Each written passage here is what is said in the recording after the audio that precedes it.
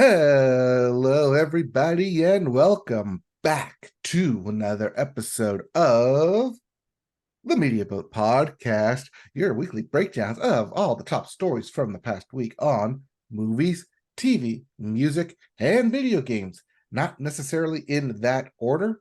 My name is Mike. His name is Matt. My name is Matt. His name is Mike. Thank you for joining us today on this fine March 3rd, 2024. It is March, believe it or It's not, March. and it's Get getting mad. mad. Get brackets.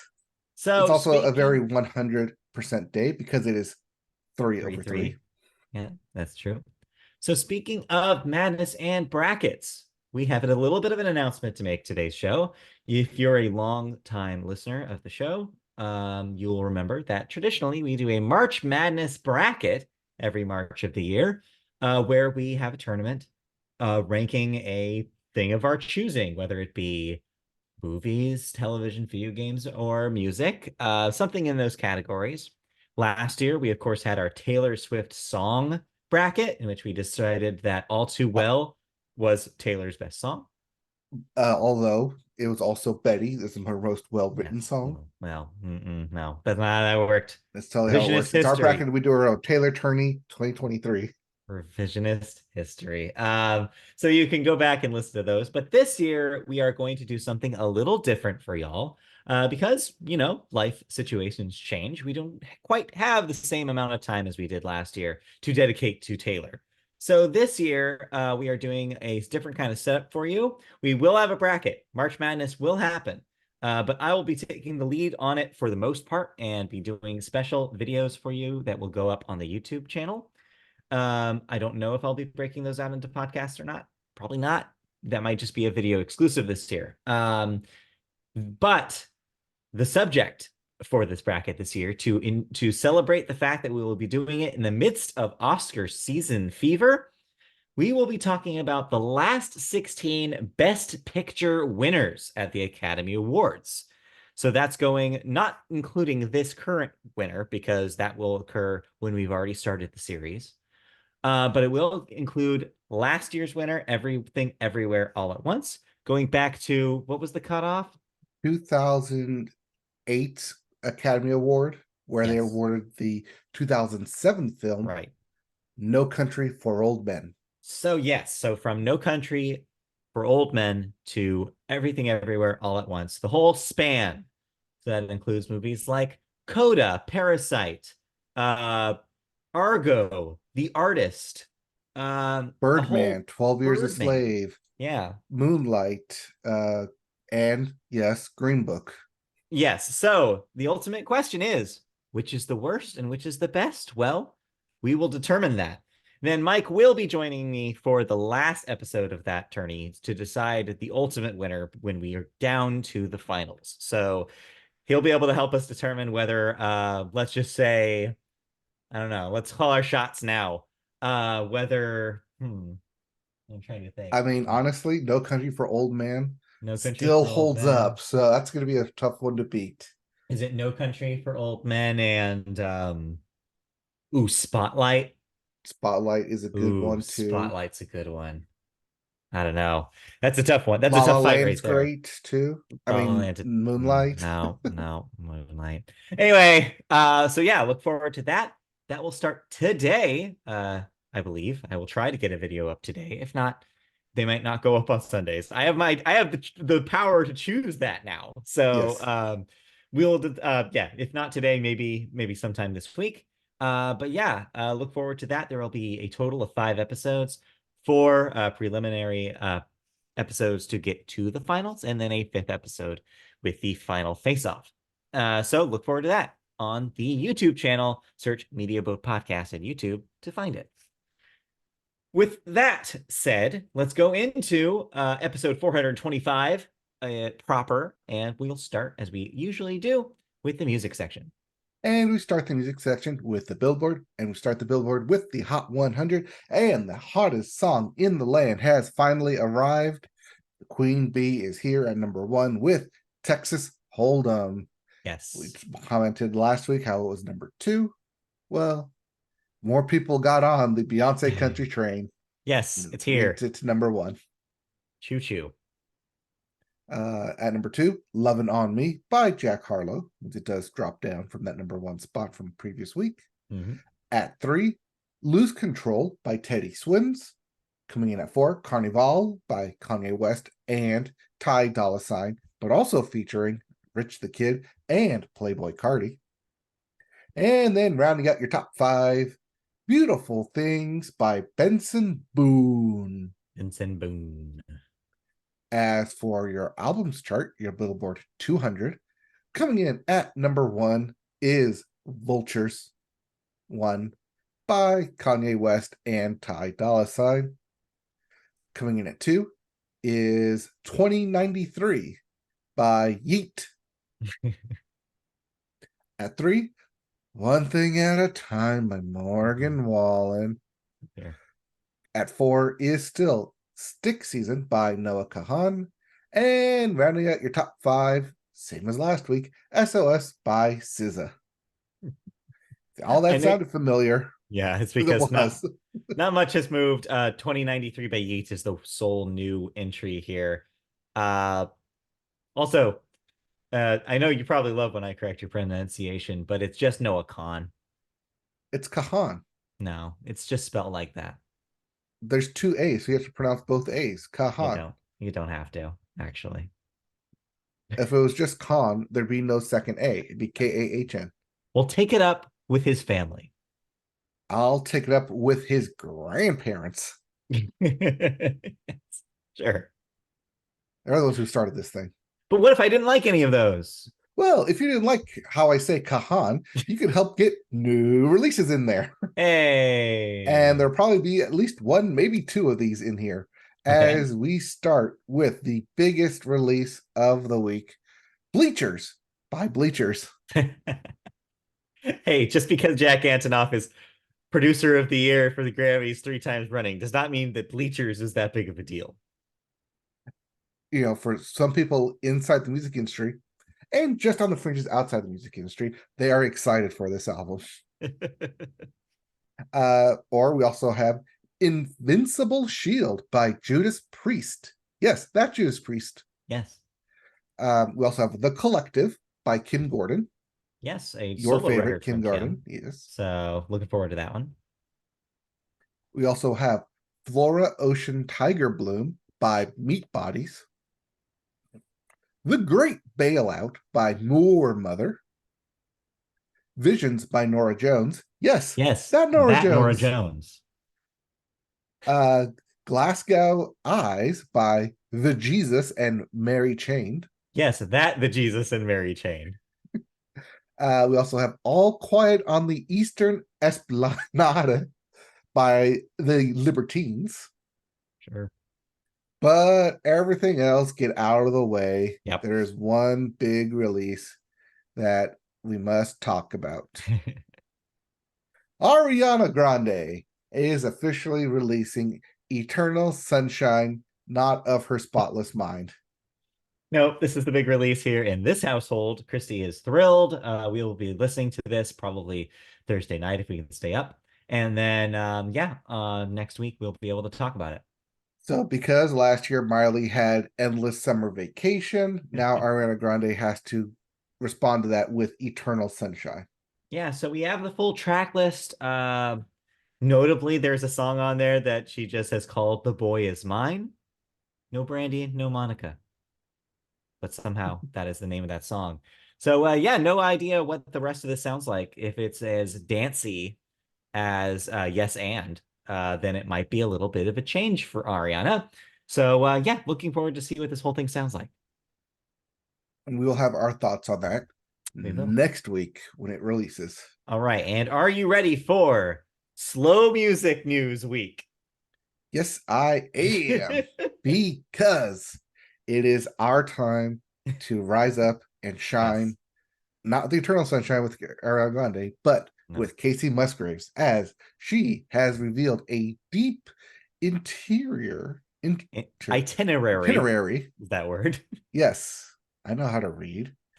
A deep itinerary for her Deeper Well tour. Yes. With a run through U.S. arenas set for the fall after she hits Europe in the spring. Mhm. The Kacey Musgraves North American tour will have her topping a triple bill, with Father John Misty opening the entire way, and Nickel Creek and Lord Huron trading places with that third spot. I see some shaking of the heads with Father John Misty. Not my favorite. And yeah, it makes me less excited to go see Kacey. That's okay. The 3-month US leg tour starts just after Labor Day with a September 4th show in State College, Pennsylvania, Mhm. wrapping up with a 2-night hometown stand at Nashville's Bridgestone Arena on December 6th and 7th. Notable stops along the way include 2 nights at the LA's Kia Forum, Yeah. October 3rd and 4th. Yes, that October 3rd, Yes.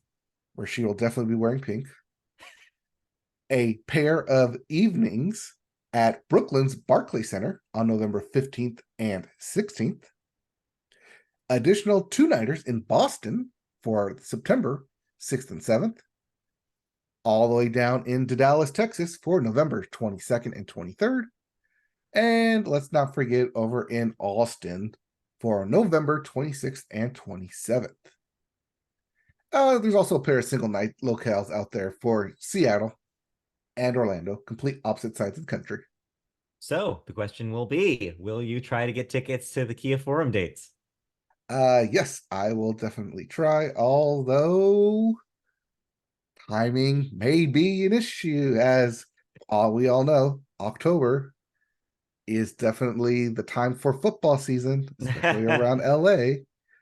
But that area right there is going to be super packed because not Yeah. only will you have the Kia Forum there for concerts, you also have SoFi Stadium right there for football and Mhm. other events. But opening just on the other side of SoFi Stadium will be this upcoming fall, the Intuit Arena, which is where Oh. the Clippers will be playing their games come next season, as that will be set to be opening up in October as well. Well, When the I'm looking at those. 2025 Yeah. date comes around, So I am looking at the dates or and 2024 to 2025 season. right. So I'm looking at those dates, and the third is a Thursday, the fourth is a Friday, which means that the Friday night you will not have football traffic. So Yes, that's at you least will. something to. What do you mean? Yes, you will. They don't play High football school on. football. They don't play football at SoFi on No, Fridays. you're right. Yes. Thank you. But I'm they not may, since making the this schedule's up. not released, Rams may get that October 3rd football, Thursday football. So, Well, or the Chargers may get it. So we need to wait and see if yeah. it's going to be super jam packed. Super jam packed. So, but yes, Kacey will be here October 3rd and 4th here in LA. But yeah, catch her when she's on her tour with the rest of on the rest of these dates. As long as you can stomach Father John Misty. All right. Question. Yes. And I haven't looked this up yet, but I have not. is Kacey Musgraves a part of the Grand Ole Opry? I believe she is a member. I I think that want to they made say her a she member is. after like pageant material. After So the like I think Grand. she's been a member for a while. Okay. So I would say because she ends the tour in Nashville, Mhm. could she get into the Hall of Fame But well, not in the if Hall she's of all Fame, but yeah, I think she is a member of the Opry. right? Okay. I'm thinking Correct me if okay, I'm two wrong, different things. people. You Yes, can it might be email two the different show things. and yell at me if she's But I'm not. saying I'm pretty because sure. it like specifically ends in Nashville, that would be a great time to like someone to come out and say, "We're inducting you, blah blah blah. Welcome to like Nashville forever, blah Yeah, blah but blah. Now let's go party in Nashville, blah blah blah." but I think that has already occurred. But yeah, no, it's cool. If it Good. hasn't, it's a good way for that to happen. So there you go. Kacey will be visiting your town, so check her out. Yep, you too can get your tickets to Kacey Musgrave's Deeper Well Yes, tour. tour. Yes, Yes. fall down that well. Well, well, well. What do we have here? I see thoughts. Yeah, I have a couple thoughts, couple things I listened to this weekend. First up, uh, I don't know where I want to start. Let's start with Mannequin Pussy, just because I like to say the band name Mannequin Pussy on this podcast because it earns us our explicit tag. Now, So is this album as smooth as Mannequin Pussy? Ugh. I don't like that you took it that direction, but I guess I have to deal with it. I'm Yes. not answering that question, but I will say that I really enjoyed the new record from Mannequin Pussy. I got heaven. Pardon me. If you're not familiar with the band, they come from a hardcore history. They have a lot of intense songs in their back catalog. However, over the last couple of records, they've kind of gone towards a softer sound, but not softer in content, softer in the fact that their singer sometimes actually does sing as opposed to scream, which used to be kind of the thing that they did. And in the process of like kind of refining their sound, I feel like they've gotten better and better. Their newest record, I Got Heaven, is the perfect example of this. It's a great balance between their softer, more romantic pop leading stuff and some, yes, hardcore songs tossed in there for good measure. A lot of the subject matter on the record is a lot about sexuality, and as you might maybe assume from the band's name, and it really delves into some of the double standards between female sexuality and male sexuality. It's an intense record, but it's also a very heartfelt record. Um, it's some of the best music I've heard this year. I think it's an excellent thing. If you like their last record, Patience, especially the single Drunk 2, these songs are similar to that. And yeah, they've got a knack for songwriting. And yeah, I just really, really enjoy it. All right. Is it more singing than screaming, as you mentioned? Yes, but not by a whole lot. There's like Okay. three of the songs on the like 12 or so songs that are more in the hardcore lane. So yeah, buyer beware, I guess. Just be aware of what you're getting into. But I recommend it for sure. Then on Okay. the other end of the spectrum, I listened to the new Faye Webster record. Faye Webster is a singer-songwriter. She's very much on the quieter side of things, on the periphery of something like a I wish I remembered who that artist was, but anyway, she likes to use a lot of like orchestration, a lot of like jazz inspired sounds, a lot of strings, a lot of horns, and it's very gentle music. It's very calming, and but the lyrics are very like kind of Gen Z relatable. Is like there's a one that where she just talks about how her day went, for example. But paired with the music, it's very, very kind of lilting and very kind of just like a chill afternoon kind of songs. Yeah, and Underdressed at the Symphony is very much that. It's very cute, it's very calm. I didn't like it quite as much as her last record, Funny Haha. But it's a good time if you like Faye's stuff and if you're a fan of hers. Also, there's a song on here called Lego Ring where she duets with, of all people, Lil Yachty, because apparently they've been friends since middle school, and I'm not making this up. It sounds like you're making that up. I'm not making this up. It's very cute. It's very endearing. I recommend it just to check out that song in particular, just because of how unique of a thing it is. It's just cute. It's adorable. And yeah, I recommend it. But yeah, you might like the rest of the record too. Actually, this might be one to give Kristen a shout out for because I feel like it's calm and chill, and she might like the vibe.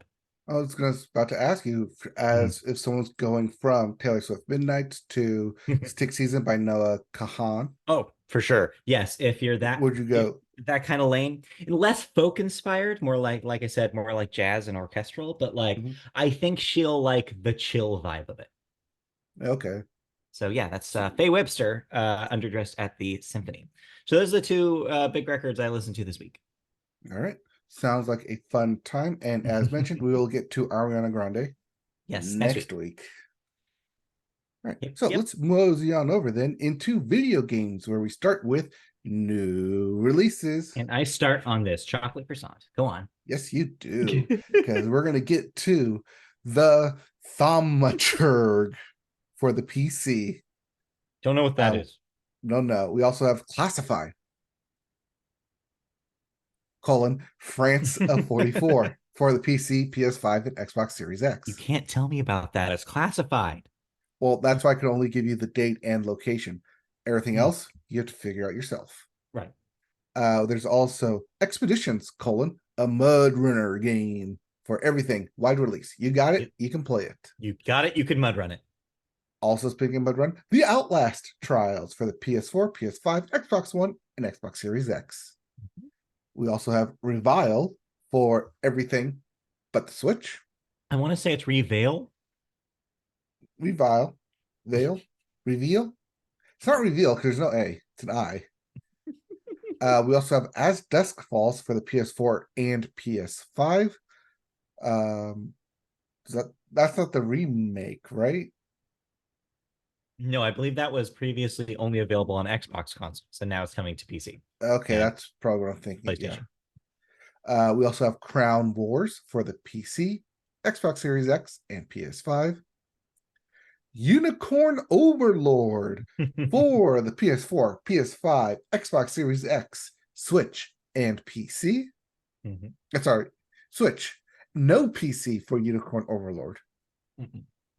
But your big release of the week, make way, all hail, acknowledge me, Roman Reigns on the cover of WWE 2K24 for PS4, PS5, Xbox One, Xbox Series X, and the PC. This is your big release of the week as we get ready for WrestleMania.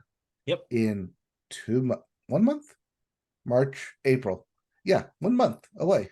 So if somehow all the corporate terror that's happened over there in that organization hasn't scared you away from the WWE, well, enjoy.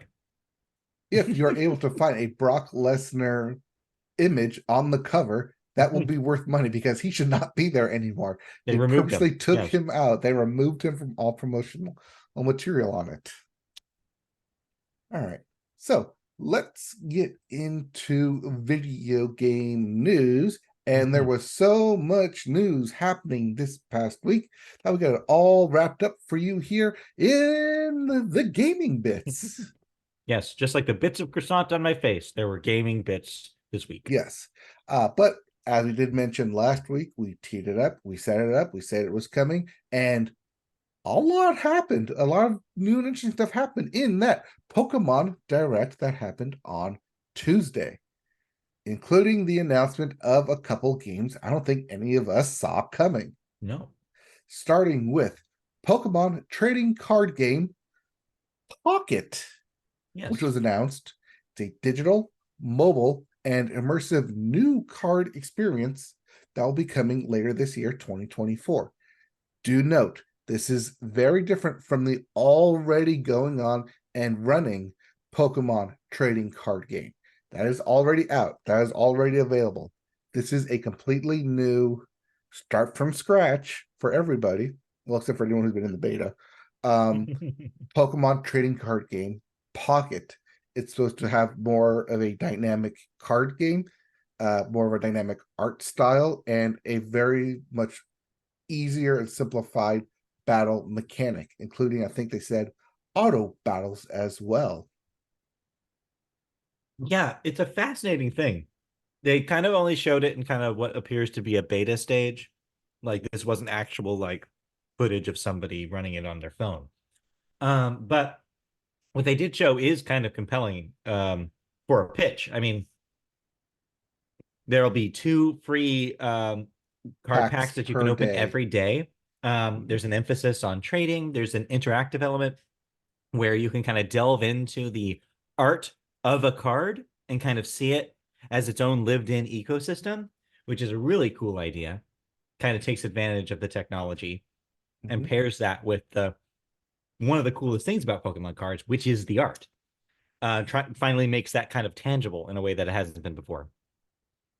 But the most interesting thing I thought about it, as you pointed out, is that it's unrelated to this existing trading card game, digital game that they've have already, is on phones and iPad and PC.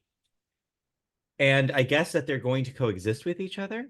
And so it's interesting that they're doing that at all because they had just launched that like last year. And yes, it's with a third party partner. And yes, its emphasis is more on playing the game identical in its current rule set, which is identical to the real cards. And I don't know where this exists compared to that because you mentioned that they said, oh, this is going to have a simpler battle style. This is going to be easier to interact with for new players. And so I'm like, are they trying to carve out maybe the older game is more for the professional players, professional, of course, in quotes, for the people who are trying to get into tournaments. And this is more for average Pokemon fan or somebody who hadn't gotten into the cards in real life. It's not necessarily confusing because I see why they're doing it. I think it's a cool idea, but it's interesting because considering that they have a product that is so close to this, but they're almost eating their own lunch by introducing this as well. It's like, who's going to do both? Not necessarily. I mean, it does feel like that, but let me give you an example of something that already exists, which Okay. is the Yu-Gi-Oh brand, clearly trading card game. Yeah. They have two active different running mobile apps. They Okay. have the Yu-Gi-Oh Master Duel, which is very comparable to the Pokemon trading card game, where it's all the cards, all the rules. You can do online battles. There's a tournament mode. There's a story mode to unlock more packs. Like every card in existence is on Yu-Gi-Oh! Master Duel. Okay. But at the same time, if you want a more streamlined, quick, and easy battle system, there is still ongoing for its fifth year now, Yu-Gi-Oh! Duel Links, which is a separate entity, but has the same kind of card mechanics, is a quicker battle system of a 3-on-3 grid instead of a 5-on-5 or 5x4 grid. Okay. It's a 3x2 grid, so it's very much a faster paced game, but you still get enough of a interaction to where, okay, I can take what I learned from here and apply it here, but also vice versa, where if I want to know more from this kind of essentially like quick paced baby steps from the dual links, you can transition the same knowledge into the master duel. And I think Okay. that's what they're trying to do here, especially since Marvel Snap kind of exploded everywhere with the trading card games, especially with the art and the different styles of the art, Right. that they say, hey, why don't we do that? I mean, yeah, I guess you're right. They become kind of different animals when you kind of break it down like that. Also, the last thing I'll say about it is that this is welcome for me because I tried that other thing, and not only are the current rules of the Pokemon trading card game way too complicated for me, someone who remembers how simple the game used to be when it first came out. Um, Also, I don't like the art and I don't like the experience of playing that game. So I'm glad I will have an alternative without all the kind of weird stuff that comes out of that being developed by a third party and not interior to Game Freak or in this It case, also creatures. it also in a way feels like a soft reset to where if you feel so overwhelmed by the Pokemon trading card game with Yeah. all the cards from all the gens, well, let's start from zero here for everybody, Yeah. and we'll build our way back up to 10,000 cards. So I think it's a cool idea. I'm interested. It'll launch later this year, but no more specific date has been given yet. Right. No time frame on when there'll be an open beta, if there's going to be an open beta. No official release date. It just said coming 2024, which to me says October. Maybe fall. Yeah. We'll see. Yeah. But if you want the next proper Pokemon game, you may have to wait a little bit longer, Yeah. as Pokemon Legends Z was announced for early 2025. That's not the name of that game. Okay, A to Z. No, that's not the name of the game. Okay, Zeta to Alpha. No. Z to A. You really want me to say Z to A? It's ZA is apparently how it's said. Yeah. Pokemon ZA. Legends ZA, which has been announced for early next year, Yes. caught everybody off guard. So the Pokemon rumor community had pretty much determined it was either the big game that was going to be announced was either going to be a Legends game set in Johto, potentially a Legends Celebi, for example, because they were Hmm. going off of Legends Arceus as kind of the name template, Yep. or a remake of Black and White, the fifth generation Pokemon games. Neither of those turned out to be true, and we got ZA instead. And the craziest thing about ZA is where it takes place. It's in Kalos, folks. It's the same place as the X and Y games, hence the Z and the ZA. Hmm. And it takes place entirely, according to the trailer, in Lumio City, the main central city in Kalos in that generation of games. It also, just like Legends Arceus, takes place in a long time ago timeline, specifically when Lumio City was being built in this case. So there's a lot to absorb here. Not only were the fans way, way, way, way off and had no idea that this was what was being developed, but two, X and Y, even though I think it's a beloved generation in the series, is not a fan favorite beyond Mega Evolutions, which is a fan favorite battling gimmick. Hmm. But the actual X and Y games were kind of poo-pooed at launch by the hardcore. A lot of people thought they were downgrades in difficulty. It was the first of the modern Pokemon games to introduce the experience share on by default feature, which a lot of hardcore fans thinks makes the game way too simple. I disagree. I like an easy time on a Pokemon game because it makes it more fun for me. But yeah, and so it's an interesting era of the series to bring back and revisit. Um, and it's led me to be kind of at an impasse with this game. I didn't love Legends Arceus. I am a purist, I guess I found out when it comes to catching Pokemon. And I didn't like the fact that you didn't have to battle them, and I didn't like the fact that battles were different. And I especially didn't like the fact that so much of the game was about you, like the trainer character, where you could run around and avoid Pokemon and get hurt by Pokemon and do dodge rolls and stuff. Not the experience I was looking for. It was a little too much Monster Hunter and not enough Pokemon for my taste. So I didn't jive with Arceus in the way that a lot of people did. I didn't like the whole catch Pokemon multiple times to get combos and stuff like that. That's just not. I don't want to catch Pokemon like it's like they're a commodity. I want them to join my party and I want them to be special and I want them to feel special to me, and that didn't deliver that for me. But I love Kalos. I love the world of X and Y, and there's a lot of great characters in that. And I love the designs and I love the fashion and all that stuff. And so X and Y was a generation that really meant a lot to me and is probably my favorite, if I'm being honest. And so, yeah, it's cool that it's revisiting it. So I feel very of two minds about ZA. And I think all of it will depend on what you actually do in the game, because the biggest curveball that they've thrown us here is takes place entirely in Lumio City. Because think about that, what that means. Arceus was an open world game. Hmm. There were a lot of fields and like there were cities, but you couldn't go into any buildings, for example. Everything was outside, just kind of like Scarlet and Violet's approach. Everything was very centered on exploration. How much exploration can you do in a developing city, especially Lumio City, which we kind of roughly know the layout of? It's kind of set up in five spokes. I Right. It's a walled city where there's a defined wall. So it really makes you wonder if the setting of this game is going to then determine the gameplay. Is this going to be different than Arceus? Is this going to be less catching focus? Is there going to be some other mechanic? The trailer made a big show of pointing out that this was a city whose purpose was to have Pokemon and people coexist, which to me brought to mind the Detective Pikachu film, because the city in that film, Rhyme City, is also Hmm. introduced as a city in which Pokemon and trainers are meant to coexist. I'm like, what does that mean though when you're doing a game in that setting? So could it be completely different than Legends Arceus? Are we ready for like an urban Pokemon game? What does that even mean? What do you do in that? Is there a lot of indoors settings? Are you like doing other things than battling? There's just so many questions we don't have answers to.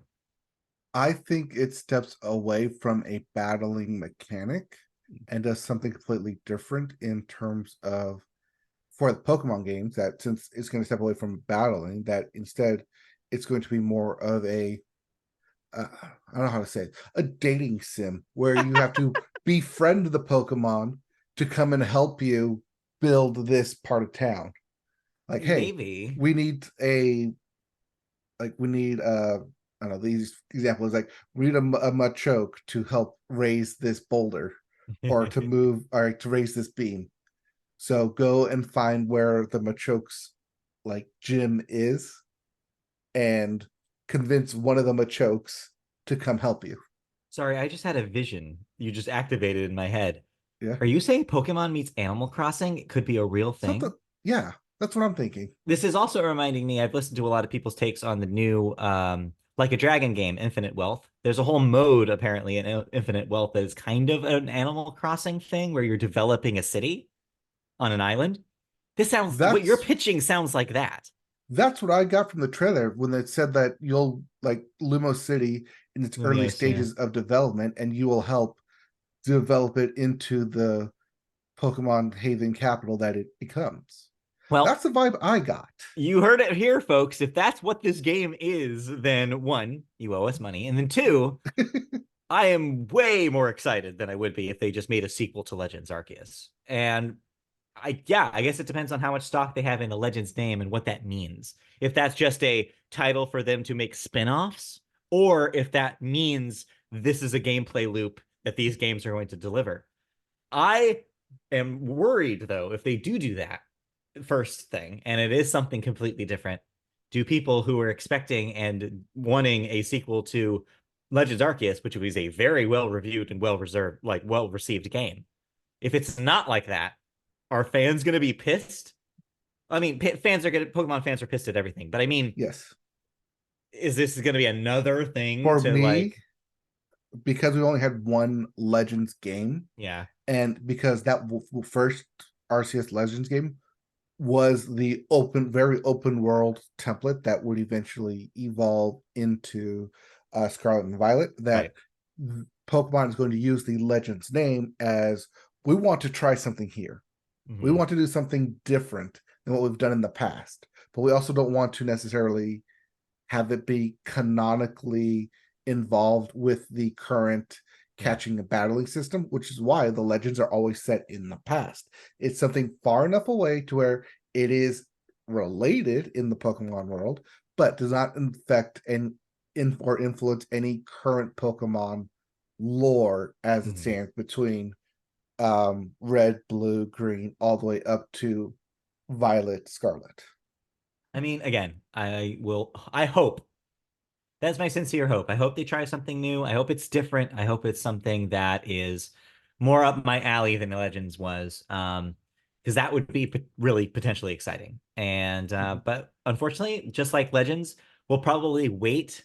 We'll probably have to wait for a handful of more months. We'll probably have to wait till later in the year to have some sort of gameplay direct where they actually show us what this game is and walk us through what to expect from this game. But in the meantime, a lot of fascinating things. I mean, I didn't even get into the implications of the title. Like, consider Z implies that maybe it features Zygarde, which is a Pokemon that was only kind of lightly addressed in X and Y because everybody Mhm. expected they were going to do a proper third version, the Z, Yep. and it never happened.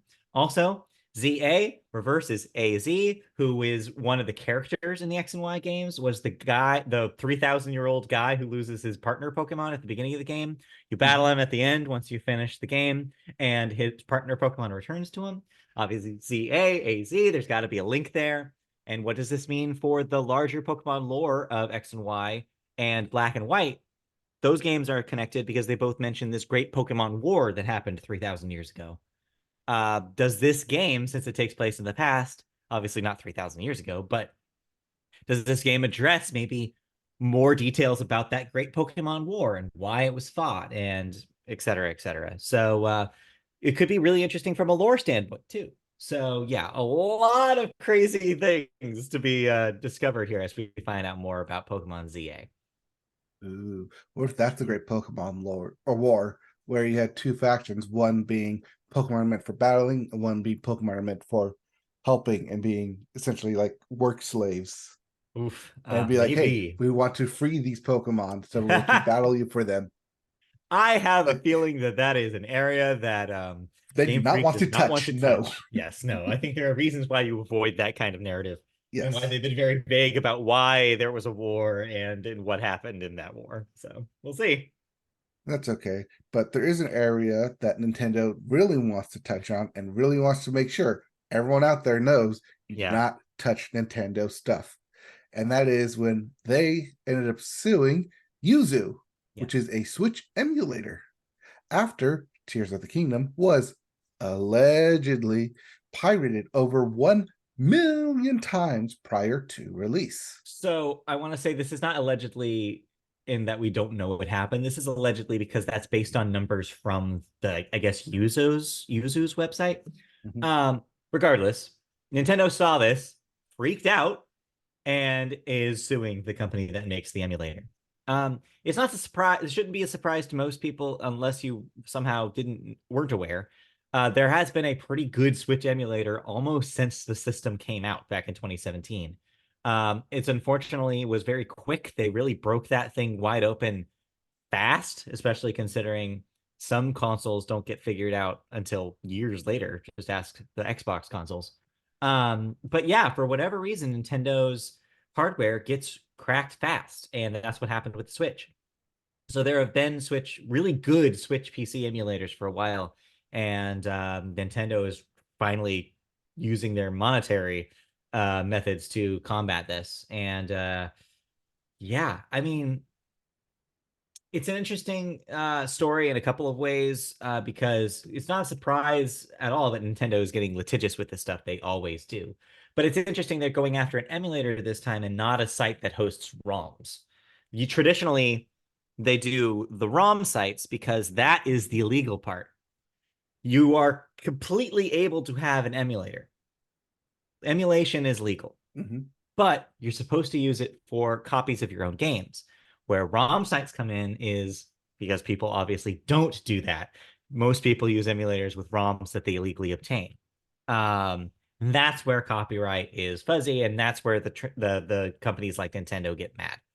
So it is interesting that they're going after the emulation company here. I don't know if they have a case because of that precedent.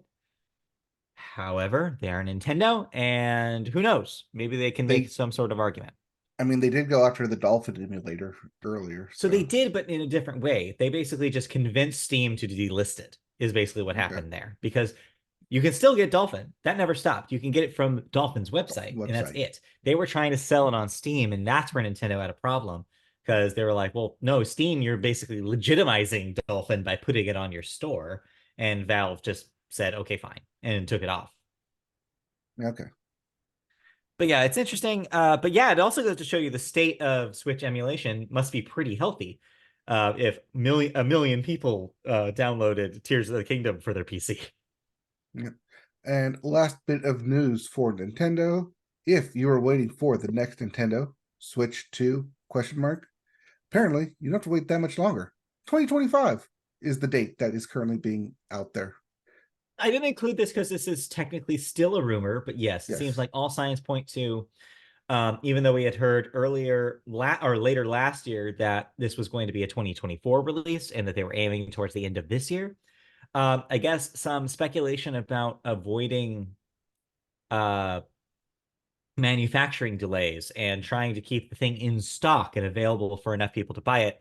They're delaying it to the beginning of next year, which, yes, in case you noticed, would make it parallel to Pokemon Legends ZA, hinting at the fact that that might be a game that is released both for the existing Switch and a upgraded version for the new one. Fingers crossed. So we'll see. Yep. All right. But this is not the Nintendo part. This is still the gaming bit. So we have other Yes. gaming news from around the sphere, including Remedy. Yes, that company Remedy acquiring the IP rights to Control, the video game from 505 Games, Yeah. the This publisher. this is cool. Kind of two reasons why this is happening. One, Remedy has said that they want to own their IP so that way they can do this weird interconnected universe thing, which they've already been doing with Alan Wake and Control and Max Payne and Quantum Break. And so it won't surprise me if they also try to get Quantum Break's IP from Microsoft, who is the current owner.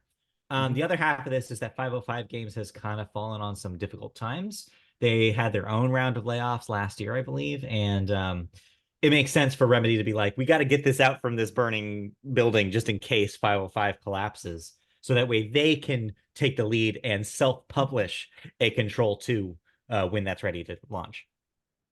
Yep. And speaking of, guess it's IP going independent uh, from the big name, Toys for Yeah. Bob goes independent from Activision. Yes, you, of all people, would know Toys for Bob as they were the developers of the recent Crash Bandicoot game and Mhm. remakes of the first three games. They also worked on the Spyro remasters, as well as a handful of other projects for Activision. Well, Activision no longer. They are spinning off into an independent studio with a 500, or not, sorry, the number's different studio. Spinning off from Activision, becoming independent. The other half of the story is that they potentially might be making some sort of deal with Microsoft on a future game. No idea what that might be, but watch this space because that might be Yep. something. And you tried to allude to it. Speaking of spin-offs, Saber Interactive is spun off from Embracer for Yes. $500 million. And it will Yes. continue to develop the upcoming Star Wars Knights of the Old Republic remake. This is a fascinating story considering Embracer right now. Embracer has had quite a run of closures of studios as they've been trying to basically shed off all the stuff that they bought in the last couple of years to make up money because they are apparently severely in debt. This is a different kind of shedding, thankfully, where Saber gets to exist. They get to keep their autonomy, become an independent studio, and make some money in the process, whereas Embracer gets to save some money in the long run by not having to run them anymore. This is good news. It's also good news for people who are worried about that Knights of the Old Republic remake. That was kind of in limbo towards the end of last year. There were some stories that had come out about Sony, who was the original publisher of it. Remember, they showed this trailer in a PlayStation showcase Mhm. way back when. They used to be the head of this. They dropped out of the project, allegedly. This has not been officially confirmed, but all signs point to yes. And Saber was basically left to develop it themselves, and they would eventually have to find a new distributor for it. So now they get to keep making that game again without Sony, but not with Embracer around, which is good news. But yes, that while that Star Wars Knights of the Old Republic remake will continue forward, a different Star Wars game sadly will not, Mhm. as EA announced a massive amount of layoffs Yeah. and as a result canceled Respawn's Star Wars first-person shooter game. Yeah, this is bad news. One, if were an employee that was laid off from EA, because I believe 900 people were laid off, which is about Something like 5% that. of their workforce. And then it's also bad news if you like Titanfall 2, because Respawn makes good first-person shooting games. And the fact that they were going to make one in the Star Wars universe was very cool sounding, especially if it played like Titanfall. Unfortunately, won't see that game. It will not see the light of day. And yeah, that sucks. That does suck. Yeah. But it is EA. Did we expect anything less evil from them? Yes, not. All right. So as we get into our video game thoughts, yes, I did play Final Fantasy VII Rebirth, Yes. but I only played the first hour of it. So Okay. I will hold off on giving my thoughts on it until next week. But from everything that I've read and seen, one, everyone is in love with this game. Mm. Two, everyone is in love with the mini games because there are a Yes. lot of mini games. Oh yeah, people can't stop talking about the card game, Queen's Yes. Blood. Yep. Everybody loves that Apparently, people are clamoring for a Queen's Blood spin-off itself game. spin-off game. Yeah. Yeah, I could see it. I could see it happening. I mean, I CD mean, Projekt Pokemon Red wants did a that card with game. the Witcher See, game. yeah, Witcher game, Gwent, Hmm. Hearthstone, all these different card games. Just now Final Fantasy has their own card game in Queen's Blood. I mean, wouldn't be their first one? Didn't 8 have a what was that? Triple something? Sorry, I'm Mm, old. Let's move on. yes. Let's move on So, then. I have a quick You thought. played. Yeah. Yes, quick thought that I won't spend much time on. Regency Solitaire 2. It is the sequel to Regency Solitaire. It is exactly what it sounds like. It is a solitaire game that takes place in the Regency period. So do you like Jane Austen? Do you like solitaire? Do I have a game for you? It's available on Steam now. It's less than $15. Go pick it up if you like a solitaire game where you can also watch like people talk about taking each other to the ball and talking about and spread gossip about the Duke. You know the type. Hey, I've seen enough of oh God, what is Bridgerton? Why can't I think of the Bridgerton Yeah, sequel name? yeah. Think Bridgerton. You get an Oh, idea of Queen what this Charlotte. is. That's what I'm thinking of. Queen Charlotte is the Bridgerton Yeah. spinoff. But So yes. yeah, if you like that kind of thing and you like solitaire games, it's neat. I might do a video of that, put that on the website, just for fun. Maybe I'll do some posh Regency voices for y'all and have some fun with it. I don't know. Anyway, All all right. right, let's move on to Let's move the on, second man. half of the show, where we always start with television, and we always start the television section with the sports corner. We start in sports in the NFL. Yes, it may be the off season, but that doesn't mean things aren't happening. The Combine is in Indianapolis this year. Are you excited for Combine action? Oh, I am excited to see both all the lesser known Yes. football names. Yes. We But love the I'm also names. excited because last year we started a dynasty league. So now I actually have to pay attention to what they do here because we draft before they actually even play a game. Yeah. So there you go. Good luck on that. Yes. I mean, I already won last year. So now I'm trying to be the first and only repeat champion. Well, if I win again, I'd be the only champion this league has ever known. That's So true. my reign shall continue. At least that's what I'm hoping for. Undefeated. Yes. You also have here that Caleb Williams and Marvin Harrison Jr. declined their medical exams. What's going on here? Yes. So, little unknown, but also unknown fact. When it comes to the combine, players get a medical examination. Okay. Um, Probably one, make sure they're in shape in terms of like what a team is looking for, but also two, this is like their stat line that goes into the draft card onto the ESPN websites that basically lists out, hey, this is like what they are, or not what they are, but this is like their height, their weight, their speed, their blah blah blah, stats. Yeah. What is probably a lot of people didn't know is that it's not one doctor that they do for these medical exams. It is 32 different doctors because every team sends their own medical personnel Okay. to the combine to examine all of these players. Yeah. The reason being that, well, why would a doctor from, say, the Los Angeles Chargers trust whatever a doctor says from the Green Bay Packers? It's part of the do your own due diligence, but that also means that every single one of these players gets poked and prodded and looked at and examined 32 times over.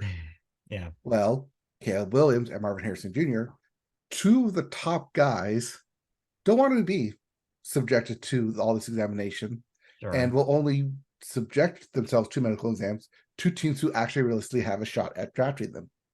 So Wow. because Caleb Williams going within the first 3 picks means that why would he want the Baltimore Ravens doctor or the Kansas City Chiefs doctor or the San Francisco Giants or San Francisco 49ers doctor?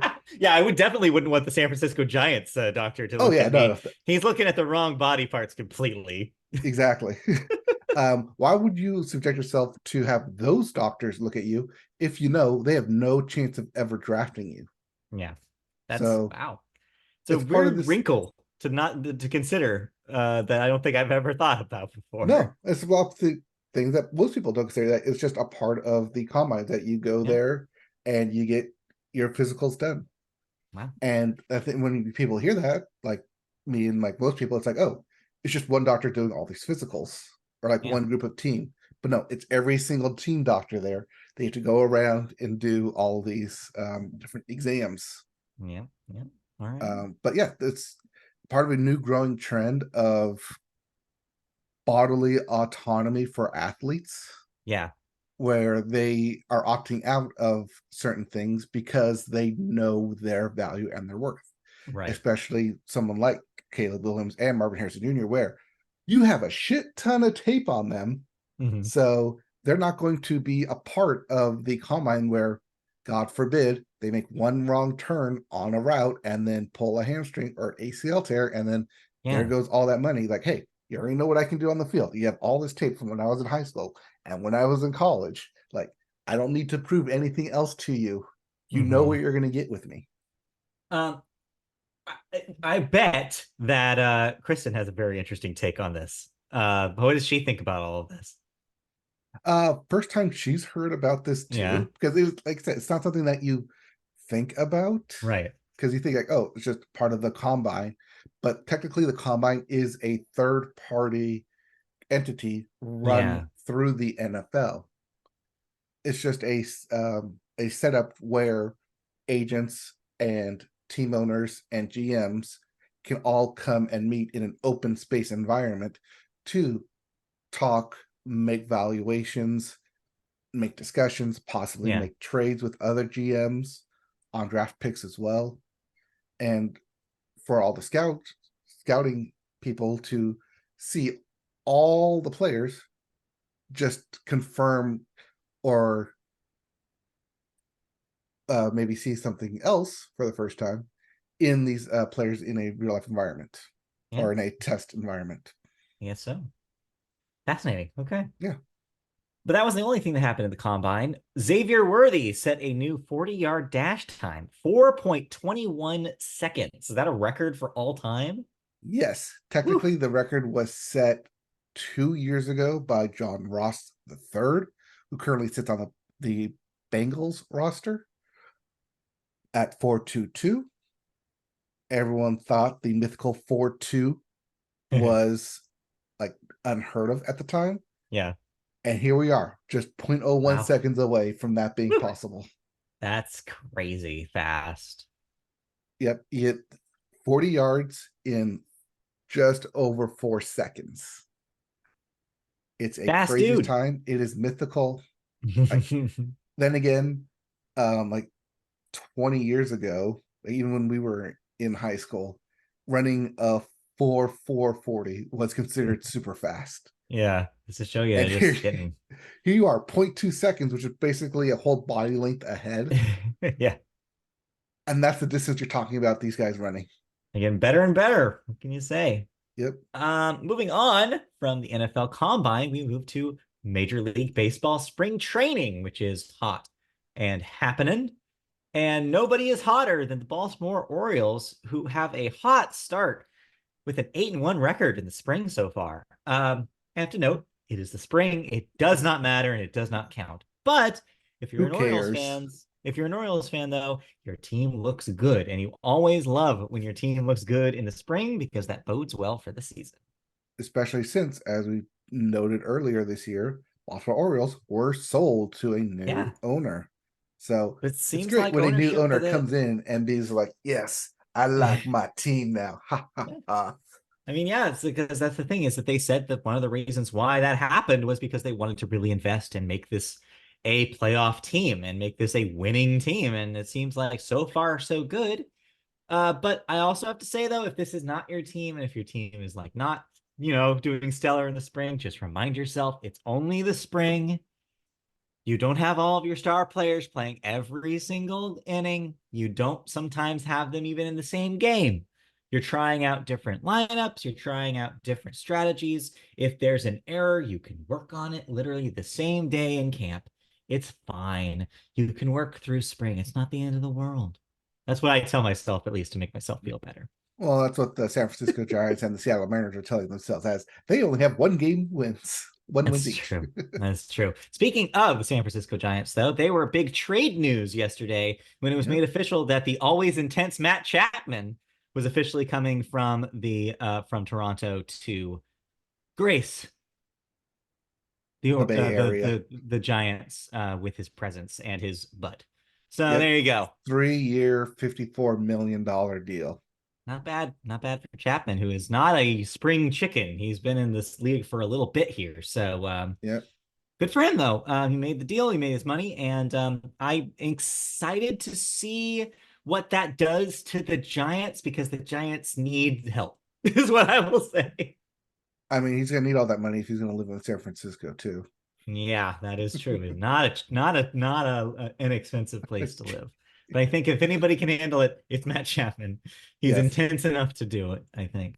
San Francisco intensifies. Intense. Yeah, exactly. Shaking. Anyway, any other? I think that's it for baseball, really. So let's move on to basketball. Yep. LeBron James has hit another record in the NBA, which happens when you are his age and you played as long as he has.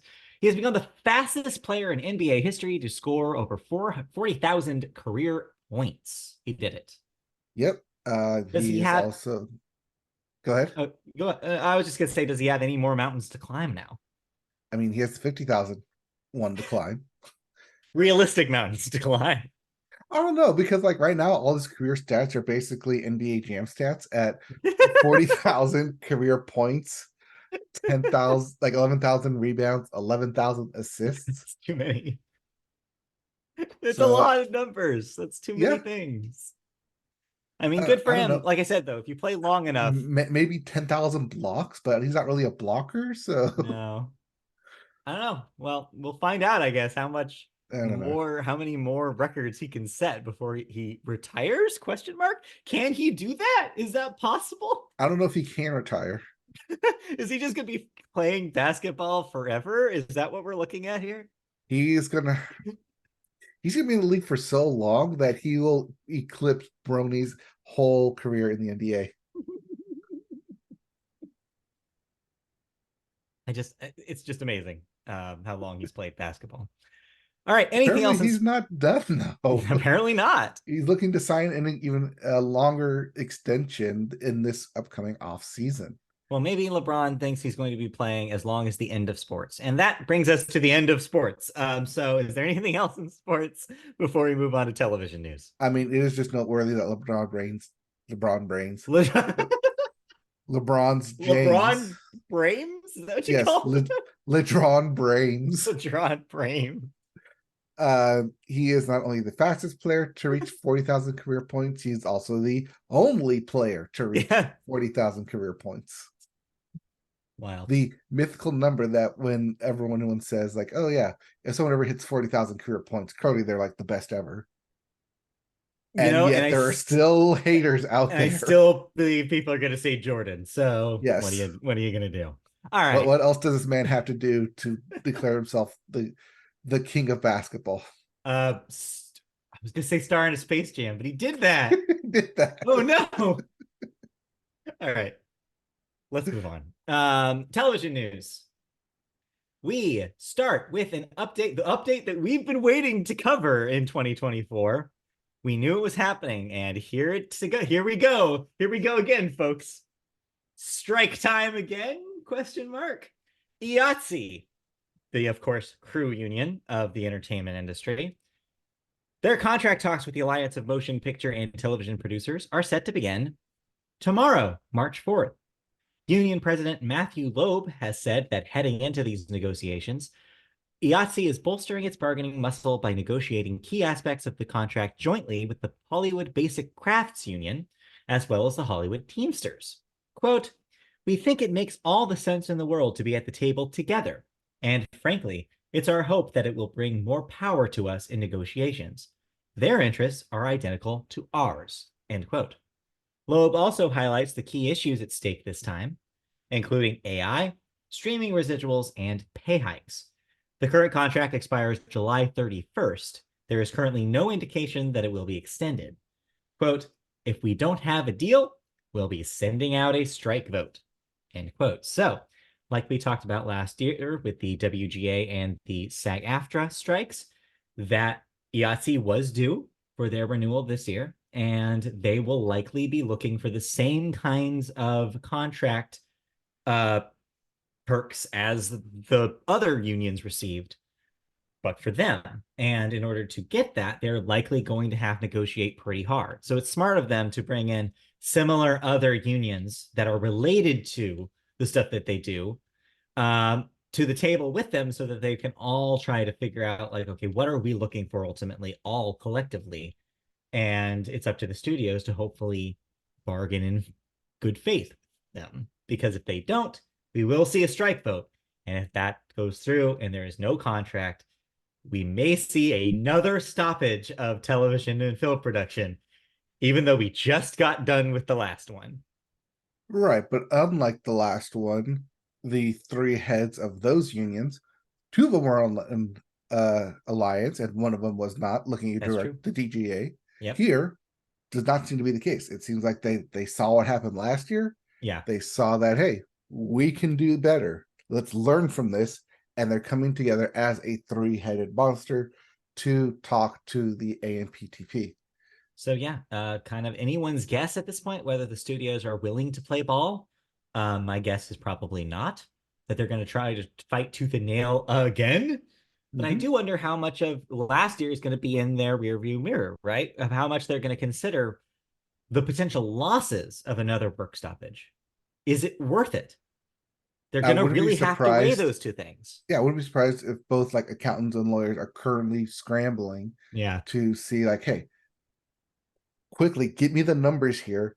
How much did we lose, and how much can we potentially lose? Should we enter another strike, and how long should we let that strike go before we eventually cave? Because that's what happened last time.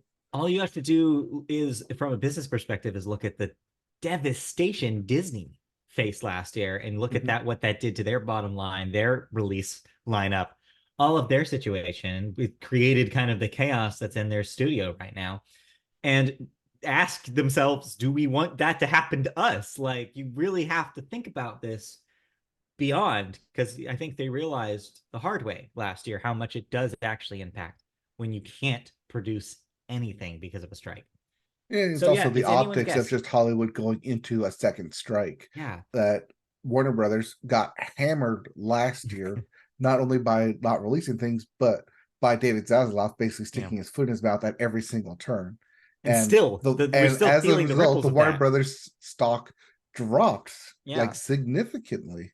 But yeah, and we're still feeling the ripples of that kind of approach because, you know, you have the Coyote versus Acme stuff that still is developing. And it's just, it's just embarrassing if you're Zaslav, if you're Warner. And yeah, but honestly, I don't know. It could go any way. I think last year taught us that the greed of these studios is so, so high that they will take any action to possibly save some money and pinch some pennies.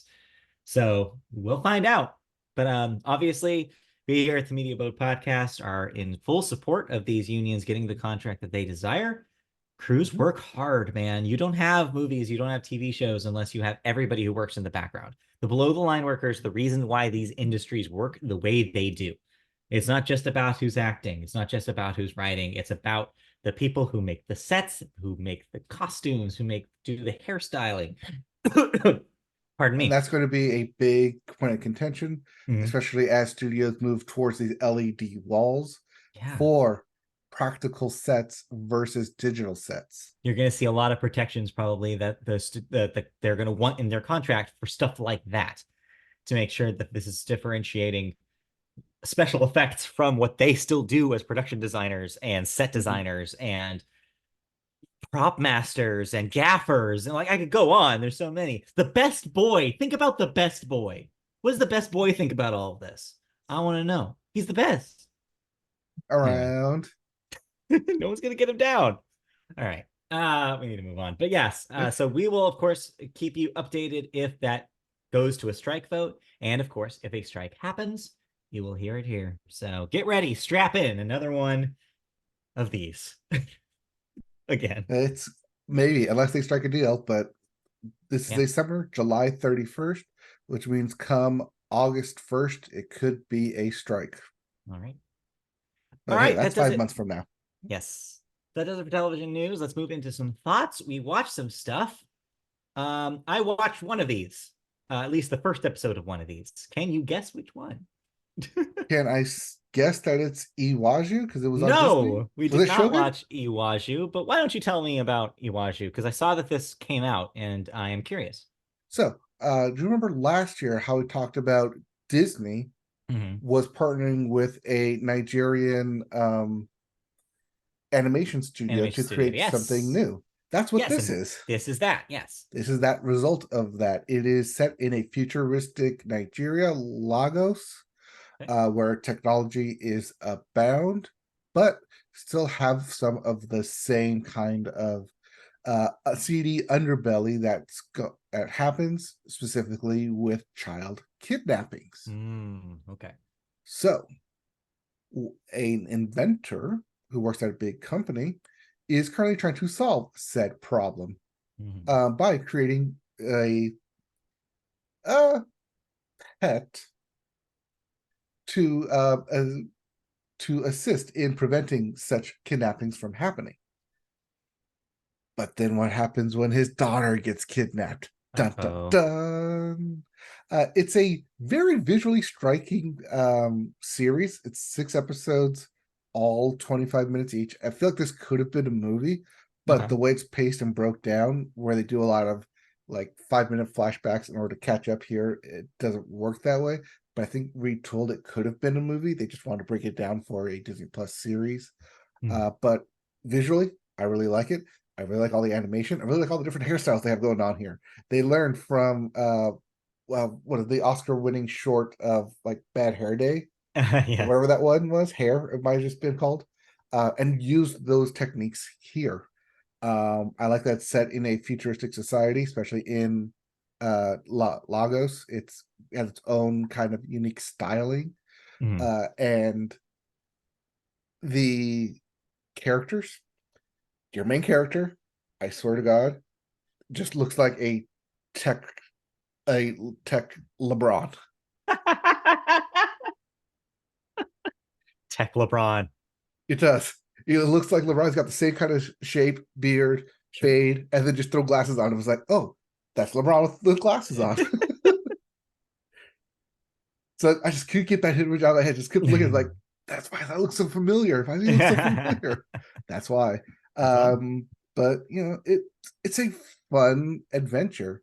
Uh, that being said, I think the Disney portion of this, it being Disneyfied, Mhm. is actually a detraction from what this could have been Mm, very special. It okay. definitely felt like they shoehorned in a pet companion. They definitely shoehorned in a superhero-esque motif into it. Mhm.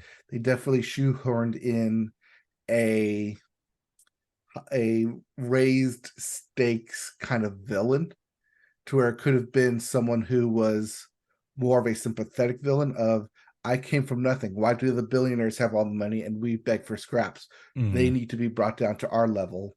Like we are still part of their people. They came from us, but they're not here really helping us. That was a really great motivation until you take it a step too far, where he kidnaps the billionaire's daughter and demands money, but then demands his clientele so he could then extort more people. I'm like, wait, you had such a good ending right there. Why did you have to take it a step further to extort more people and make it about the money? You didn't have to do that. You could have just stopped at trying to make him a better, like try to make the LeBron James character better understand that he needs to do better for his own city.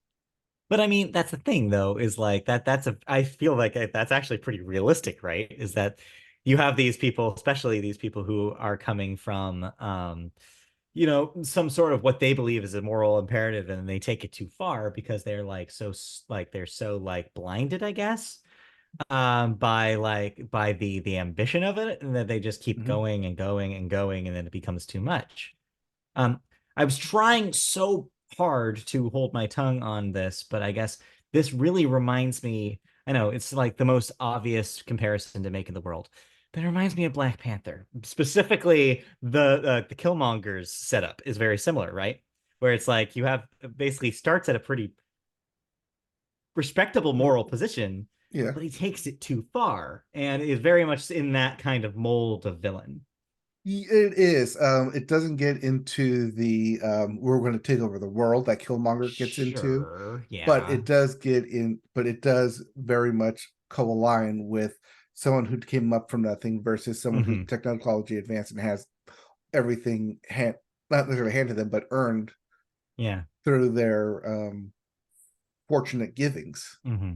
So yeah, it seems like because this is coming from a an African studio and because it is very much based in that kind of culture, does it get enough of that across where it definitely feels un-Disney in that way, where it feels like it's coming from people who are trying to say something about their own culture? Or do you think the Disneyness of it blurs that line too much? Because you kind of addressed that a little It, bit. You said it that there's a tries little to bit keep it too much at two. Disneyfication.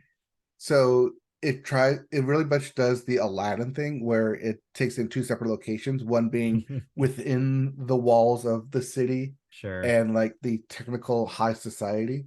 But then there is the journey to outside the walls into the ongoing slums, the ongoing harsh life of Right. the city of outside the walls.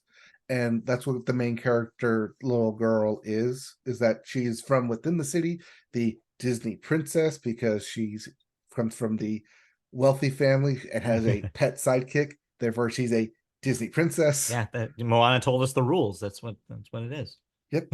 So she comes from the sheltered life and then is brought into the real life, which is where she gets, or not the real life, but the harsh life where she gets kidnapped. Yeah. And it's like, oh, like my naivety of being a 10-year-old, I think she was 10 years old, um, is like turning on me, like, oh, maybe the world isn't as good and rosy as I think it is.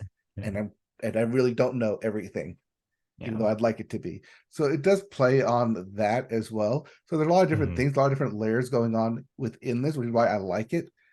But at the same time, it does feel like Disney purposely took it the step too far to Disneyfy it into what it is now instead of something really great of what it could have been. Right. Oh, well, that's a little disappointing, but I'm glad that they're making stuff like this. I'm glad that they're Mhm. letting studios partner that are have these unique perspectives and these unique stories. I think that more of this should exist. And maybe the second or third time they do it, maybe they'll get better. Who knows? So Okay. cool to see though. Yeah. Then before we talk about the last thing, why don't you wrap up Mr. and Mrs. Smith for us?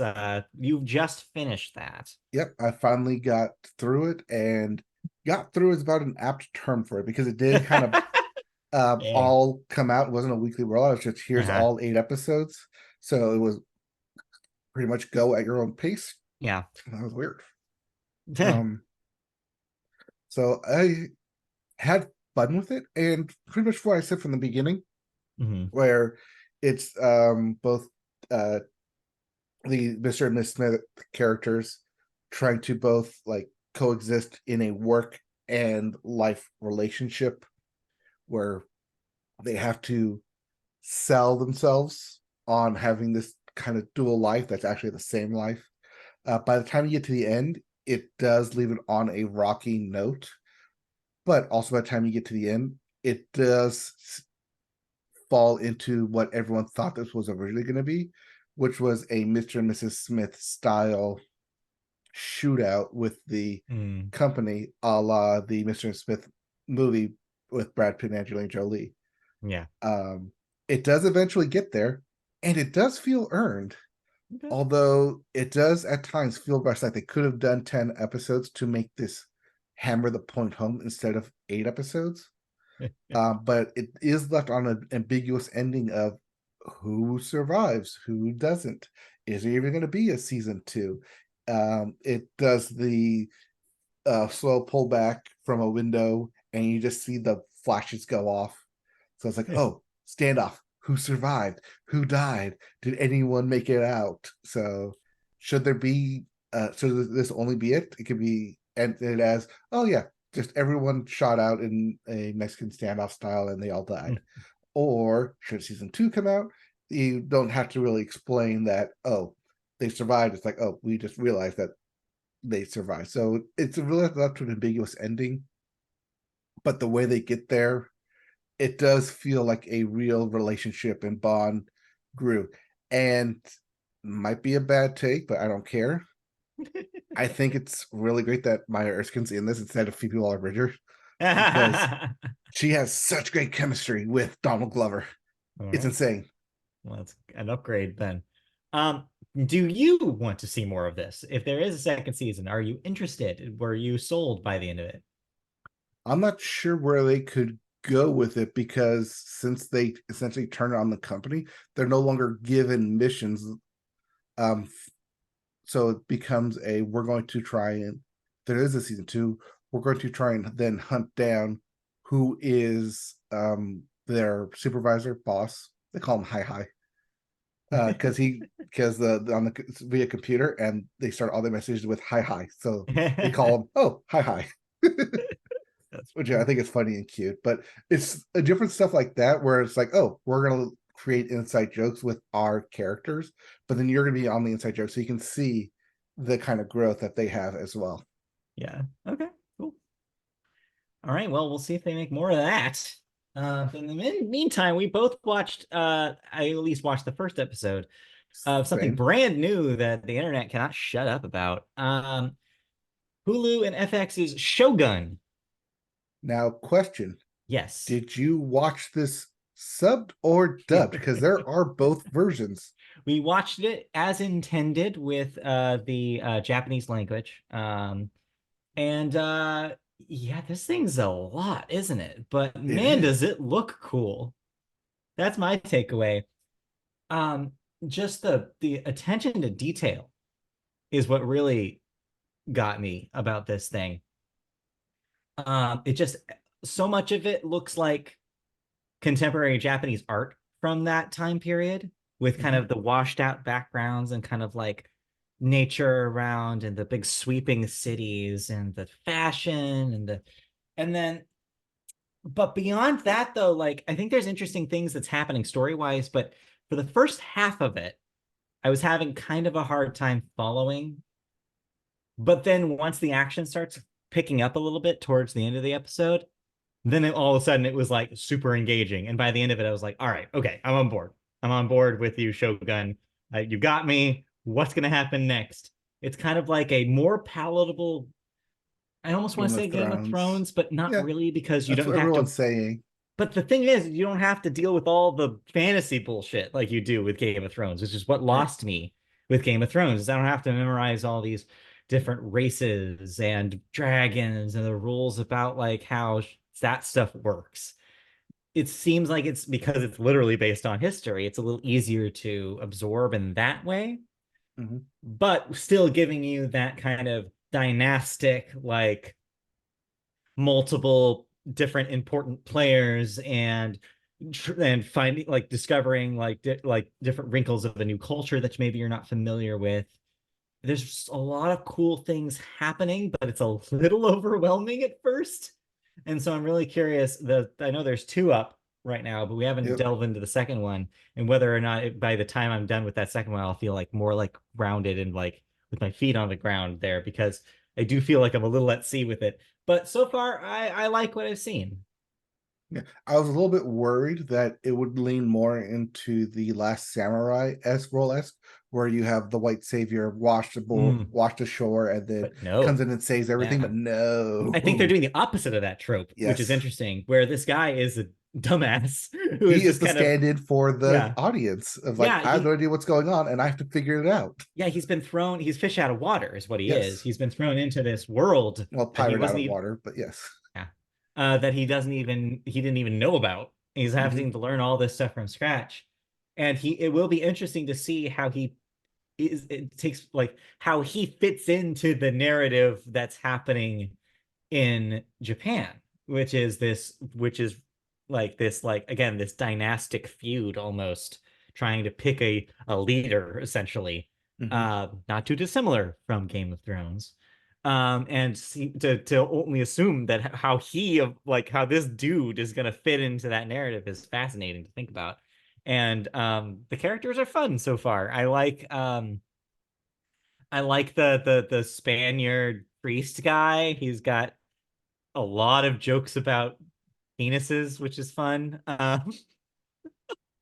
It's just they're really creating a very weird, strange environment in the show, but I'm digging it. I'm digging it. Yeah, I mean, this is from FX, coming from the dramatics, the opposite, complete opposite from The Bear, which is squarely in the dark comedy side. This is the Yeah, dark drama side of right, it. right. And we have to thank It's Always Sunny in Philadelphia for continuing to bolster FX's roster. Because Yeah. without them, FX probably would have gone under a long time ago. So as someone who watches a lot more of this kind of show, how are you feeling about it so far? um, Unlike other huge dramatic sleeping shows where I just want to binge it at the end of it, Yeah. I really want to watch this on a weekly basis. It's a This lot. is a very well, Yeah. one, it's a lot to take into. Mhm. Also slightly a lot of reading, but that's what you get with it. I mean, So that is that's not really a knock on it. That's just a yeah. forewarning. Speaking of a lot of reading, it is a show that feels as if it was based on a book because it is. It is And but it feels like it. It feels very novelistic. It feels very like the pacing is very slow and detailed, so that way you're really absorbing this world and really getting into the minds of these characters, which is and the something you can really cinematography do. of it, and Yeah. the pacing and the camera and the pans and the so close-ups. It definitely feels like it's, I want you to focus on this and I want you to focus on this, and I'm going to purposely move this shot with you so you can get the Yeah. feeling around everything, the tension, Yeah. the buildup, the music. It all swells into Hmm. a perfect, near perfect Yeah. TV show. And the last thing I'll say about it is that I bet this is like amazing for like somebody who is fascinated with historical dramas, especially Mhm. Japanese cultural history. I feel like this is just catnip for that person. If somebody is like really loves that era of Japanese history, they're probably just eating this up. Just nom, nom, nom, nom, nom. They're probably just like, this is the coolest thing I've ever seen. They probably read that book 1,000 times. Now they're actually seeing it adapted, and they probably love it. So cool, good for them, is what I'm saying. Yep. But Cool yeah, stuff. Shogun. Yeah, That's Shogun. on Hulu or FX. Might be talking about it. Well, we will be talking more once it wraps up, but Yep. we're in it right now, early on.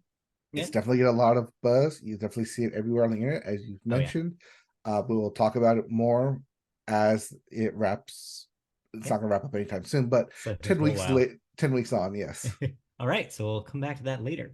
All In the right. meantime, let's move on to cancellations and renewals. We got none. Yep. Or do you I'm have no late longer breaking watching news? nothing. All right. Well, then that means that we can move on to deaths. We had one death this week. Richard Lewis, comedian and a co-star of Curb Your Enthusiasm for years, unfortunately died at age 76. You saw a lot of comedians and a lot of people in the comedy world comment on his loss. He was a very beloved comedians comic, and most people now do know him from his recurring role on Curb. Larry David even put out a statement basically saying how sad he was about his death, and that they were like had been best friends basically since birth, which is wild to think about. And yeah, definitely a staple of television comedy who will be missed. Mhm. But yeah. All right. With that said, let's move on to the movie section, our last section today. And we always start that with the weekend box office. And surprise, surprise, it's dunk time, baby. Dune Part 2 is your number one movie, premiering this weekend at $80 million premiere. Pretty good, especially considering the recent history of the box office. We didn't cross that 100, but 80 is still a big number for 2024 so far. Looks like it's trending just north of 80 as of right now to 81.5. Yeah. So in its So, second yeah. weekend, we'll see how it does. We have tickets. We will be seeing Dune Part 2 on Wednesday night. So next Yep. week's show, we will be able to talk about that. Yes, next week we will talk about the best film of 2023 Stop as calling your well as shot. the Oscars. Stop doing that. All right. You don't know. Maybe something else will surprise you. Maybe, I don't know. All right. Number two, Bob Marley, One Love continues to make money. $7.5 million. That's 82.7 in domestic run. Number three, Ordinary Angels. I don't even know what that is. $3.5 million this weekend. That's at 12.4 total. You have number 4, Chosen Season 4, episodes 7 to 8. We talked about how weird this is. $3.4 million. That's at 4.1 million total. And rounding out your top 5. Oh, Madam Web, still here, $2.9 million. That's at a measly 40 million. Sony is still never going to make another movie in that universe. Sorry, people who were hoping for the Sydney Sweeney-led Spider Women movie, but it's not going to happen. That's okay. You can watch her on SNL this last week with Kacey With Musgraves. Kacey Musgraves, and we're gone full I mean, that could circle. be the We did only it. reason you watch it, but yes. We did it. We did it. All right. Moving on to new releases this coming week. Get ready, kids and families. Finally, a family movie is in theaters again. Kung Fu Panda 4 is in theaters this weekend. So if you've already seen Dune and you want to see some pandas fight, go for it. Go see Kung Fu Panda 4. There's 4 of them. And then also something called Imaginary, which I believe I saw the trailer for this. Yes, this is the horror film Yes. Imaginary about Right. imaginary friends coming to Right. kill. Yes. Do not be confused with With, the yeah. other imaginary film Friends, Which is called which is the comedy, which is called If, yeah, if, yeah. IF, Imaginary Friends, IF, Right. which is the Ryan Reynolds film Right. coming out in May. I want to say it's a summer release. Yeah, very Yeah, because different. it's not here. Yes. Very, very different movies. 2 different films, but both about imaginary friends. All right. Moving on into movie news. Guess what? We're taking a break from awards coverage, which we've given to you back to back pretty much since the beginning of the year, to talk about anime. Specifically, Naruto. You're probably Yes, wondering, what? that Naruto. Yes, The one that Naruto ended and had the of the sequel run. Boruto. The Yes. prequel to Boruto. Yes, the people to Boruto. Naruto. If you love Naruto, you're probably going to be very mad at this story. Destin I don't Daniel know about Cretin, that. I don't know, who co-wrote and directed the Marvel Studios movie Shang-Chi and the Legend of the Ten Rings, has been tapped to pen and helm a live-action adaptation of Naruto for Lionsgate. He will be joined alongside everybody's favorite adapter of stuff from movies and television, Avi Arad, Ari Arad, and MEU, the team between Lionsgate's upcoming video game adaptation, Borderlands, which we didn't talk about on this podcast, but they did put out the first images and trailer for Yep. Borderlands. And it's weird seeing Tar, Kate Blanchett, in that movie. I still don't understand why she's in that thing. Why? Anyway. I don't know. It's gonna come out during the she wants to have something fun or goofy or really love the script, and I don't believe it, but No, I don't it's believe Eli anyone would love Roth that directed, script. so maybe Yeah, that's why. I don't know. It's baffling. But anyway, we don't have time to talk about Borderlands. Cretin has Naruto creator Masashi Kishimoto's blessing on the project, something bestowed upon him after a visit to Tokyo. The adaptation has been in development with Lionsgate since late 2015, so this has been a long time coming. And Cretin's boarding marks a significant leap forward in actually getting it to be on screen. So Naruto fans seem a little divided about this. I think recent adaptations have kind of been hit or miss. I think people largely liked the One Piece show on Netflix, but people have hated the recent Avatar Netflix show. This is a movie, so it's a little bit different in stakes, but still, I feel like that's such a beloved property that if they fuck this up, the fans are going to be livid. If they do not run correctly, the fans will be livid. You got to do the run. That's the whole thing about Naruto. You got to do the Naruto run. Yes, so don't walk, Naruto Run. run Yeah, to see Naruto this run in film. theaters. You just you got it. That's the thing. I'm sure That's everybody's gonna gonna be be making that that's joke. gonna be the line. That's gonna be the That's joke. the tagline right there. Anyway. So yeah, I don't know. I don't know if this will Anyways, be any good. They've sure taken a long time to get it to screens, so we'll see. do note that I believe that this is happening since Destin Daniel Cretin dropped out of doing the Avengers films. Mhm. So this is what's happening wait, I'll make sure I got that right. I want to make sure if he is still doing it or not. Okay. Let's see, this is weird name, Destin Daniel Cretin Marvel. Mhm. Because he was doing the Wonder Man film. Oh, Yes, that's right. He did exit the Avengers King Dynasty films. okay. So that's right. And then the guy who did Loki is now directing and writing. So that's Oh, right. and while we're on the subject, I just wanted to follow up with something you had said a couple of weeks ago. Mm-hmm. It has now been officially confirmed that yes, you were right about Disney dropping Kang from those Avengers films. They more or less confirmed that they are renaming and rewriting basically those scripts, and they Yep. will have nothing to do with Kang anymore. So yeah, Uh, Probably Doctor Doom, which is why the Fantastic Four movie and it's coming casting out. was announced and It makes sense. becoming like a big thing now. Yeah. So course correction, you were totally right on that call that Yep. they needed to do that. All right, let's move on to thoughts. Before we get to the thought, brief Oscar cleanup to do. The Oscars are next Sunday. We will be recording a show before they air, so this will not be our prediction show. Wait for that for next week, and it'll be day of, so you'll be able to listen to after the show and see how wrong we are. So always enjoy that part of the year when people find out that we are not that great at predicting things. Yep. And And we we will will also talk be about able, Dune. yes, we will talk about Dune. Then we may also talk about Poor Things, as Yes. it will become available to stream on Hulu this upcoming Thursday, March 7th, Yes. 3 days before the Oscars. Right. I So, will be watching this on Thursday night. So yes, we will carve out some time to watch Poor Things when it comes on Hulu. yep. But in the meantime, I did some other Oscar cleanup. I finally saw Oppenheimer, and unfortunately, since we're already 15 till the hour, I don't have time to go as long as I'd like to. But what I will say is, I think it is a good movie. I personally think it's Nolan's best. I don't know how you feel about that as a Nolan fanboy, but I personally think that the fact that it is a movie about a single subject really helps his focus. And I think it refines both his writing and his directing to have that focus. And it's not as distracted feeling as some of his other movies. I It think, is a yeah, more linear take on a Nolan film, even though he yeah, likes to do non-linear right. things.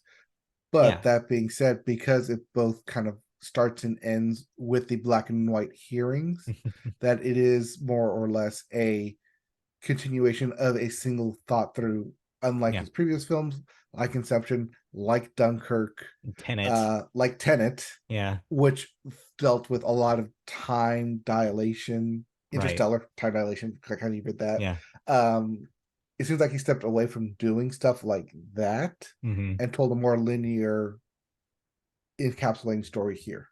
I mean, there is some going back and forth between timelines. There is the classic Nolan thing about giving you a peek into something that happened in the past, only to Mhm. give you the full picture later in the film. But I think the way it's executed here is feels more refined, it feels more purposeful. It feels more like something that a Spielberg would do in some of his historical dramas, as opposed to something like an Interstellar or a Tenet.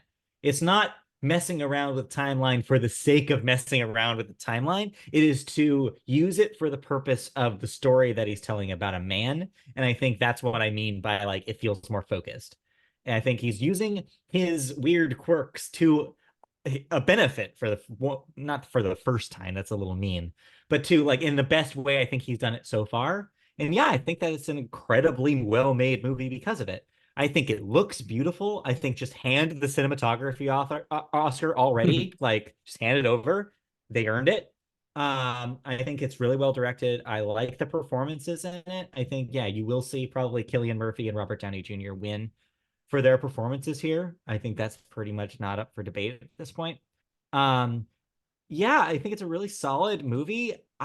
You know, it does the thing that it fails, the one part where it fails for me personally is 100% personal for me, which is I just don't find the subject matter super interesting. I'm just not a science or math guy or physics guy.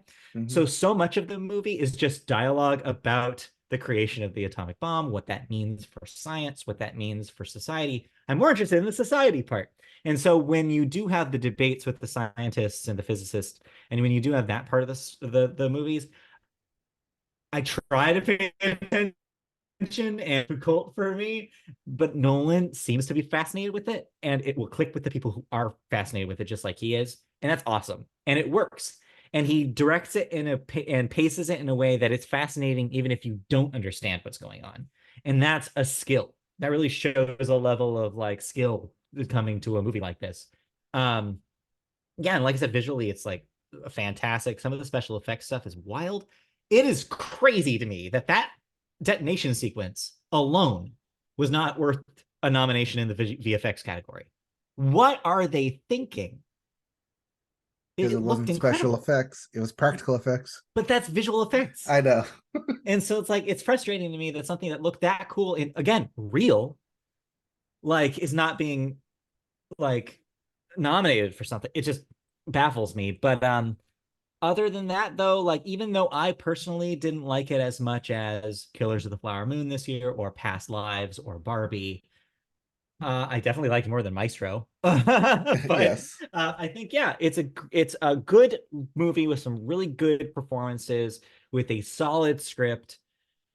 Some things I didn't necessarily love on the periphery, like its depiction of women. It's Nolan. What are you gonna do? But there's some stuff about the storytelling I didn't absolutely love.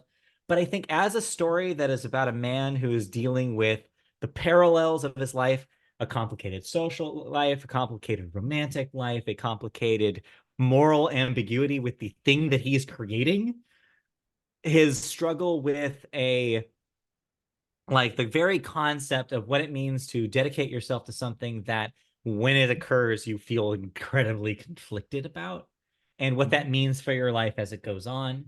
And then to have that paralleled with the Robert Downey Jr.'s character kind of trying to shove him out the spotlight and trying to deal with his how this man affected his life and his future, and how he's bitter about it and literally tries to sabotage him in the process.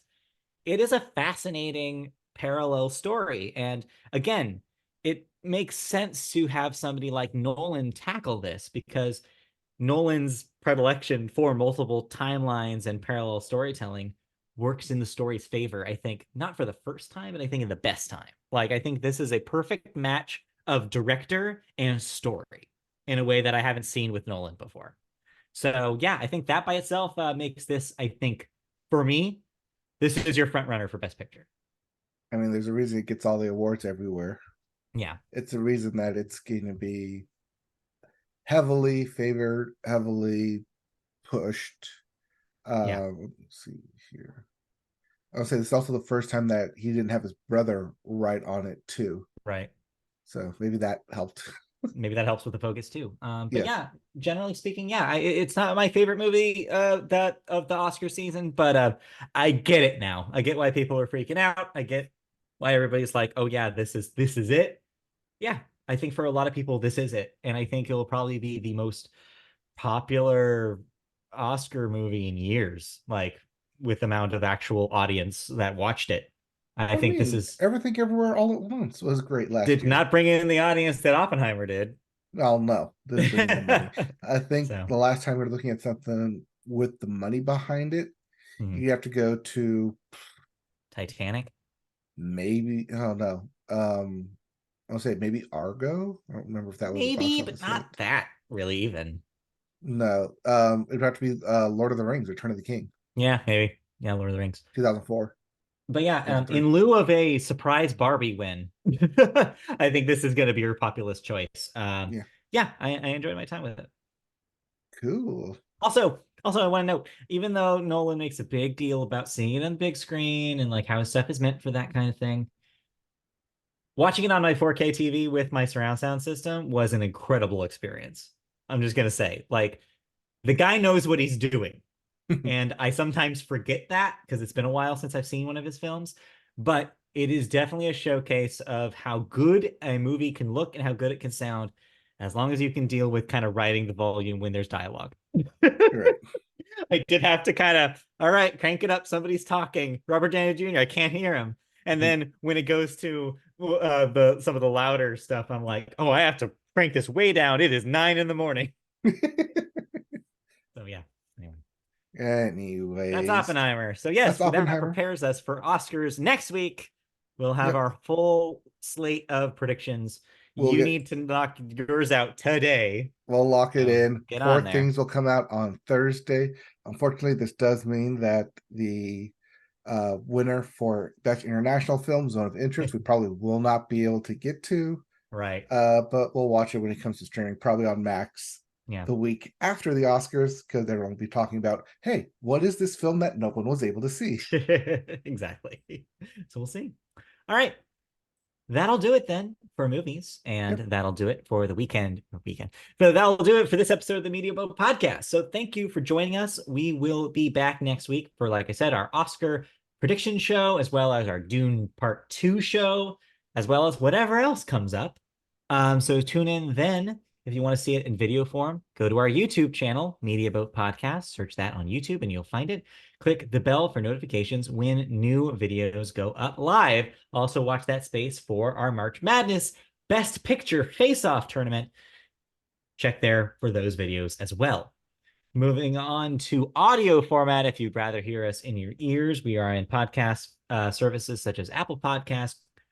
We are on iHeartRadio, Spotify, anywhere you listen to podcasts, search Media Boat Podcast to find us.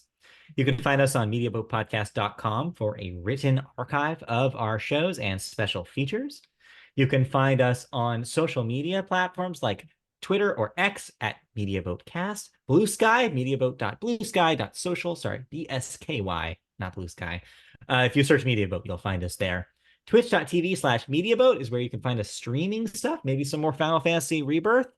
Probably get to some of that later this week as well. All right, cool. And then last but definitely not least, if you have questions, what to yell at us about our thoughts about the Oscars, yell at us about our thoughts about Borderlands, the movie. I don't know, whatever you have a thing stuck in your craw about us, please email us at mediaboatpodcast@gmail.com and we will answer your question here live on the air. So that'll do it. We'll see you guys next week for an exciting big show. So tune in for that. Yep, we'll be back next week with more news, more thoughts, Oscar finality predictions, Yes. and talking about more things. Yeah, maybe. And whatever else. All right. All right. See. Okay, bye. Bye.